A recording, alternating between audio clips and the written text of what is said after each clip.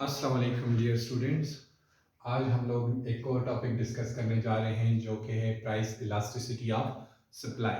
Price elasticity of supply हमें क्या बताता है कि अगर किसी चीज़ की प्राइस चेंज होती है तो उससे उसकी क्वांटिटी सप्लाई में कितनी चेंजेस आती हैं। जैसा कि हमें पता है कि जब भी किसी चीज़ की प्राइस इंक्रीज होती है तो उससे उसकी क्वांटिटी सप्लाई इंक्रीज होती है, बट कितनी इंक्रीज होती हैं यही हम मेजर करते हैं with the help of price elasticity of supply. Price elasticity of supply को अगर हम डिफाइन करें तो ये हमें क्या बताता है, the responsiveness of quantity supply for a given change in price. के प्राइस के चेंज होने की वजह से क्वांटिटी सप्लाई में कितनी चेंजेस आएंगी। अब अगर देखें जो प्राइस के चेंज होने की वजह से प्रोपोर्शनल हम लोग प्रोपोर्शनल परसेंटेज के हिसाब से चेंजेस मालूम करते हैं, नॉट इन नंबर्स।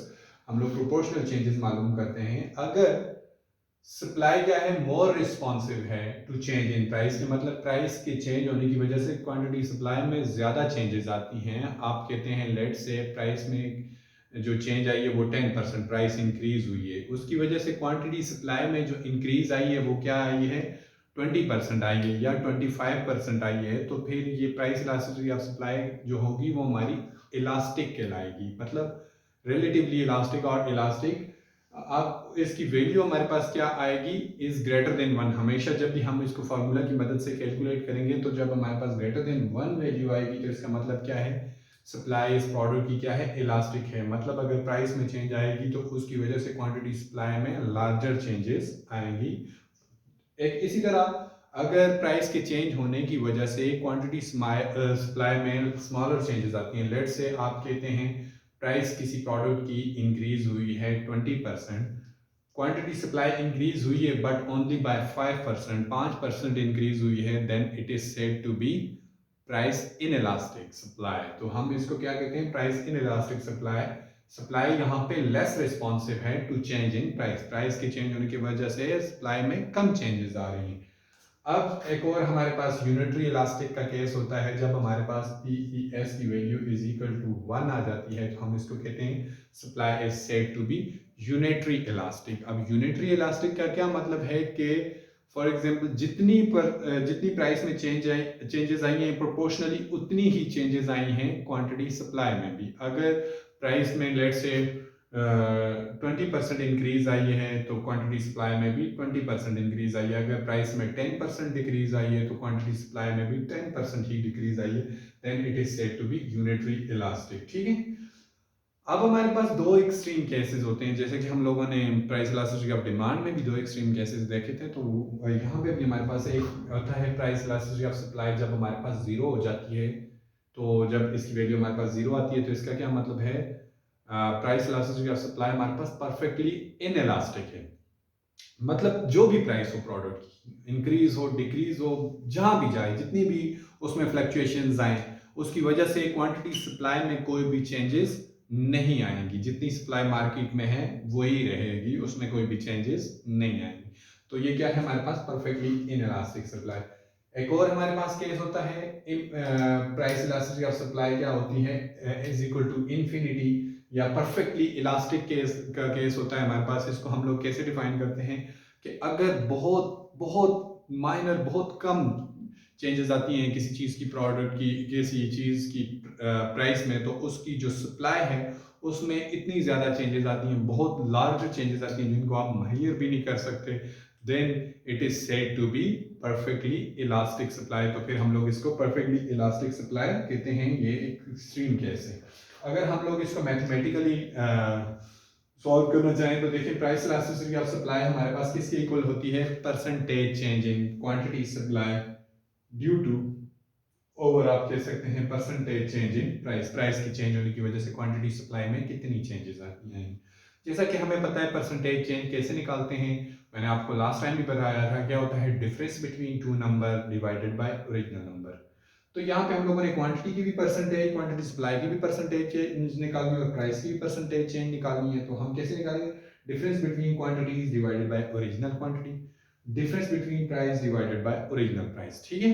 तो अब हम इसको फर्दर सिंप्लीफाई करें, हम यहाँ पे भी सॉल्व कर सकते हैं। यहाँ पे भी जो अगर ये फार्मूला हमारे पास ठीक है, अगर यहीं पे हम वैल्यूज पुट कर लें तो हमारा आंसर आ जाएगा। बट अगर मजीद हम इसको सिंप्लीफाई करना चाहते हैं तो हम क्या करते हैं, इसको डिवाइड से मल्टीप्लाई में अगर ले आते हैं तो आपको पता है क्या होगी, इसकी साइड्स क्या हो जाएंगी, तब्दील हो जाएंगी। जैसे कि हमें पता है मैथमेटिक्स में हम लोगों ने ये रूल पढ़ा हुआ है, जब हम किसी चीज़ को डिवाइड से मल्टीप्लाई में कन्वर्ट करते हैं तो वो अपनी जगह जो साइड्स होती है वो तब्दील कर देती हैं। ये डेल पी हमारे पास ऊपर आ जाएगा, नहीं सॉरी, जो ये पी है ये हमारे पास ऊपर आ जाएगा और ये डेल पी क्या हो जाएगा, नीचे चला जाएगा जब हम इसको डिवाइड से मल्टीप्लाई में ले आए। अब हम लोग इसको डायग्राम की मदद से समझते हैं। देखें, जब भी किसी चीज की जो सप्लाई होगी वो इलास्टिक होगी तो उसका डिमांड सप्लाई का क्या होगा, वो फ्लैटर होगा, शेलोअर होगा। मतलब आप देख लें यहाँ पे, अगर इस कर्व पे ये जो मैंने रेड डॉटेड लाइन से आपको बताया है, लेट से इनिशियल प्राइस ये पी थी और आपकी इनिशियल जो, अगर हम लोग फ्लैटर कर्व पे देखें तो इनिशियल क्वांटिटी कितनी सेल हो रही थी, यहाँ पे Q1 पे सेल हो रही थी, ठीक है। तो अब क्या हुआ, प्राइस डिक्रीज हुई, P से डिक्रीज हो गए, इस P1, ये हमने इसको P2 का नाम दे देता हूँ, इसको P1 का नाम दे देता हूँ। ये P2 से डिक्रीज होकर P1 पे आ गई, तो उसकी वजह से क्वांटिटी सप्लाई में जो चेंजेस आई, आप यहाँ से देखें, इसको मैं आप अगर इसको मैं Q2 का नाम दूं और इसको Q1 का, देखें Q2 से कम हो गई, कितने पे चली गई, Q1 पे चली गई। प्राइस में कितनी कम चेंजेस आई, उसकी वजह से क्वांटिटी सप्लाई में बहुत लार्जर चेंजेस आई। तो ये क्या है, इलास्टिक सप्लाई है, हमें पता है। ये जो फ्लैटर कर्व है इस पे आप देख सकते हैं। इसी तरह की चेंजेस अगर हम लोग, ये जो हमारा स्टीपर कर्व है जो कि इन इलास्टिक को शो करता है, इस पे हम लोग अगर हम चेंजेस देखें तो देखें यहाँ पे प्राइस इनिशियली P2 पे थी, वहां से वो डिक्रीज होके P0 पे आ गई। देखिए P2 पे इस कर्व पे हम लोग कितनी क्वांटिटी प्रोड्यूसर सेल कर रहा था, Q1 सेल कर रहा था। प्राइस में कितनी लार्जर चेंजेस आई हैं, P0 पे आई है, लेकिन क्वांटिटी सप्लाई में सिर्फ Q1 से डिक्रीज होके कितने पे आ रही है, Q0 पे आ रही है। तो आप देखिए इतनी larger changes in prices will bring a smaller change in quantity supply. तो ये क्या है, इन इलास्टिक का केस है, ठीक है। सप्लाई यहाँ पे लेस रिस्पॉन्सिव है। अब हमारे पास जो दो एक्सट्रीम केसेस हैं, देखें हम लोग परफेक्टली इन इलास्टिक को मैंने कैसे डिफाइन किया था कि जो भी प्राइस होगी उससे क्वांटिटी सप्लाई में कोई भी चेंजेस नहीं आएगी। लेट्स से प्रोड्यूसर इतनी क्वांटिटी सप्लाई कर रहा है मार्केट में Q1, तो अब प्राइस P1 है, P2 है, P3 है, P4 है, जो भी है, अब उसकी क्वांटिटी सप्लाई में कोई भी चेंजेस नहीं आ रही, तो इसका कर्व क्या आएगा, वर्टिकल आएगा। यहाँ पे हमारे पास PES की जो वैल्यू होगी वो किसकी इक्वल होगी, वो 0 के इक्वल होगी, ठीक है। अब इसी तरह हमारे पास जब प्राइस इलास्टिसिटी ऑफ सप्लाई हमारे पास परफेक्टली इलास्टिक होती है तो हमारे पास इसकी वैल्यू किसकी इक्वल आती है, इन्फिनिटी को। इसको मैंने कैसे डिफाइन किया था, बहुत माइनर सी चेंज, यहाँ पे ना नजर आने वाली चेंज, बहुत छोटी सी चेंज प्राइस में आई, उसकी वजह से क्वांटिटी डिमांड, आप कह सकते हैं क्वांटिटी सप्लाई यहाँ से इंक्रीज होकर के इतने आगे आ गई, इमेजरेबल चेंजेस आई, इन्फिनिट अमाउंट में चेंजेस आई। तो ये क्या है, परफेक्टली इलास्टिक का केस है। अब हम इसके कुछ क्वेश्चंस करते हैं। देखें प्राइस किसी प्रोडक्ट की, लेट से पहले 2 थी, इंक्रीज होकर 3 पे चली गई, उसकी वजह से पहले वो उसकी क्वांटिटी सप्लाई 100 थी तो वो इंक्रीज होकर कितने पे चली गई, 200 पे चली गई। तो अब हम कैलकुलेट करते हैं ये प्रोडक्ट की जो सप्लाई है वो इलास्टिक है या इन इलास्टिक है। हमें जैसे कि फार्मूला पता है, यही फार्मूला हम लोगों ने लिया है, इसको मजीद सिंप्लीफाई करने के लिए हम लोगों ने डेल वाले एक साइड ले लिया और ओरिजिनल प्राइस और ओरिजिनल क्वांटिटी को एक साइड ले लिया, यहाँ पे लिख लिया, ठीक है। अब क्या है, ये डेल क्यू क्या बताता है, चेंज इन क्वांटिटीज या डिफरेंस बिटवीन टू नंबर्स, जैसे मैंने आपको बताया था डिफरेंस बिटवीन क्वांटिटीज। यहाँ पे कितना है, क्वांटिटीज में कितना चेंज आया है, 100 से 200 पे गई है, 100 का चेंज आया है। और डेल पी क्या बताता है, चेंज इन प्राइस, मतलब कि डिफरेंस बिटवीन प्राइसेस, जैसा कि हम लोगों ने देखा तो प्राइस में कितनी चेंज आई है, 2 से 3 पे गई है, तो ये कितनी आई है, 1 की चेंज आई है। मल्टीप्लाई किया, ओरिजिनल प्राइस कितनी थी, 2 थी, ओरिजिनल प्राइस 2 और ओरिजिनल क्वांटिटी कितनी थी, 100 थी, ठीक है। अब इनको ऊपर वालों को आपस में मल्टीप्लाई कर दिया, 100 into 2 हमारे पास कितना आ गया, 200, और इनको आपस में कर दिया 1 into 100 100 ही आएगा। अब इनको डिवाइड किया तो हमारे पास वैल्यू क्या आती है, 200 divided by 100 is equal to 2। तो चूंकि ये ग्रेटर देन 1 है तो हमें ये पता है ये क्या है, प्राइस इलास्टिसिटी ऑफ सप्लाई क्या है, यहाँ पे इलास्टिक है। प्राइस जो सप्लाई है वो मोर रिस्पॉन्सिव है टू चेंज इन प्राइस।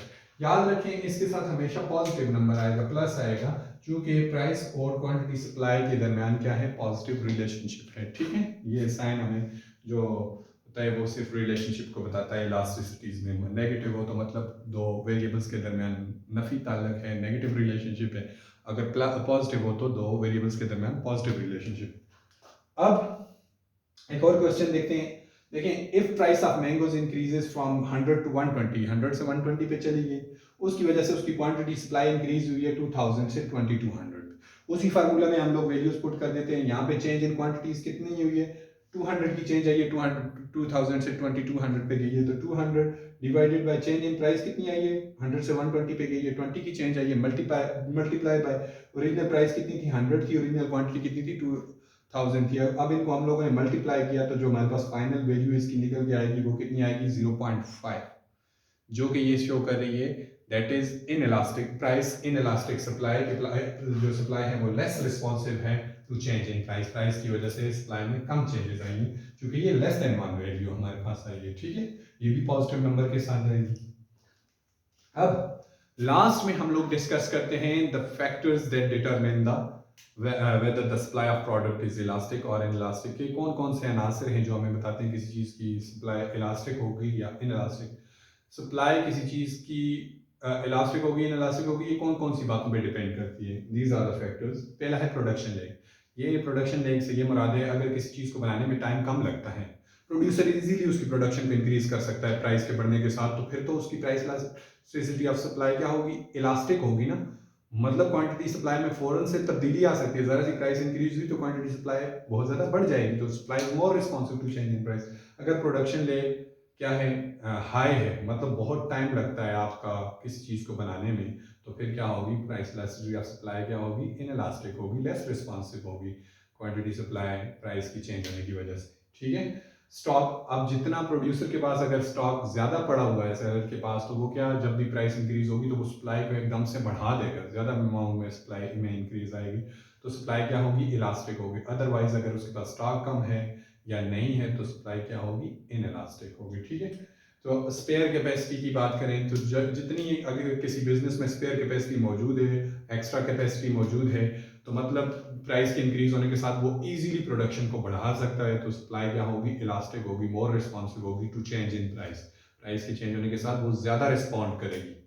तो ऑन द अदर हैंड अगर स्पेयर कैपेसिटी किसी बिजनेस में कम है तो फिर क्या होगी, प्राइस इलास्टिसिटी ऑफ सप्लाई भी क्या होगी, लेस देन 1 होगी। Substitutability of factors of production.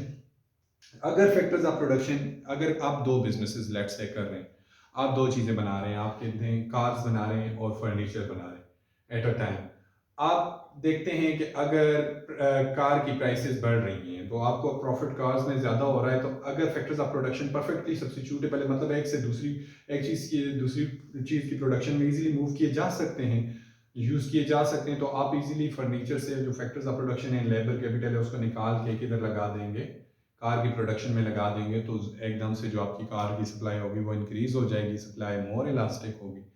तो ऑन द अदर हैंड अगर फैक्टर्स ऑफ प्रोडक्शन के दरमियान सब्स्टिट्यूटेबिलिटी कम होगी तो फिर क्या होगी, सप्लाई भी क्या होगी, लेस इलास्टिक होगी या इन इलास्टिक होगी। एक और जो आखिरी पॉइंट है हमारा वो है टाइम। इकोनॉमिक्स में चूंकि हमें पता है हमारे पास दो तरह के टाइम पीरियड होते हैं, शॉर्ट पीरियड ऑफ टाइम और long period of time. Short period of time को हम यूँ डिफाइन करते हैं कि यहाँ पे हमारे पास कुछ फैक्टर्स ऑफ प्रोडक्शन फिक्स्ड होते हैं और कुछ हमारे पास क्या होते हैं, वेरिएबल होते हैं। अब जो चूंकि शॉर्ट पीरियड ऑफ टाइम में कोई भी प्रोड्यूसर अपनी प्रोडक्शन कैपेसिटी से बाहर नहीं जा सकता, अपनी प्रोडक्शन टेक्निक को नहीं चेंज कर सकता, तो उसकी प्राइस इलास्टिसिटी ऑफ सप्लाई भी क्या होगी, लेस होगी, वो लेस रिस्पॉन्सिव होगा to change in price. But long run में हमारे पास सारे के सारे फैक्टर्स ऑफ प्रोडक्शन वेरिएबल होते हैं। Producer can make all kind of adjustment in their business, हर किस्म की एडजस्टमेंट अपने बिजनेस में वो कर सकता है, तो प्राइस इलास्टिसिटी ऑफ सप्लाई भी क्या होगी, फिर यहाँ पे हमारे पास क्या होगी, फिर वो इलास्टिक होगी in long run, but short run में वो क्या होगी, इन इलास्टिक होगी।